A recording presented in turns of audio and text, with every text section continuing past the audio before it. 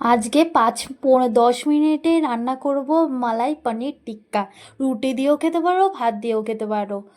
প্রথমে হচ্ছে পনিরগুলো টুকরো করে ছোট করে কেটে নিতে হবে একটা বাটির মধ্যে। তার মধ্যে হচ্ছে পেঁয়াজ কুচি, ক্যাপসিকাম কুচি, টমেটো কুচি, 1 চামচ আদা রসুন পেস্ট, তারপর হচ্ছে টক দই, ফ্যাটানো টক দই, তারপর ধনের গুঁড়ো, জিরের গুঁড়ো, লঙ্কার গুঁড়ো মানে কাশ্মীরি লঙ্কার গুঁড়ো 1 চামচ, গরম মশলা পাউডার 1/2 চামচ, তারপর হচ্ছে নুন স্বাদ মতন, আর একটু চিনি, তারপর একটু সর্ষের তেল আর কাসুরি মেথি দিয়ে ভালো করে মিক্স করতে হবে।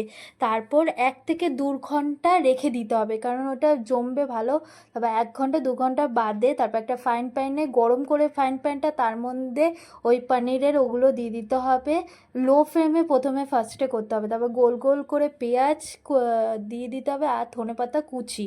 আর দইয়ের বদলে তোমরা হচ্ছে ফ্রেশ ক্রিম ব্যবহার করতে পারো, আমার কাছে দই ছিল বলে এটা।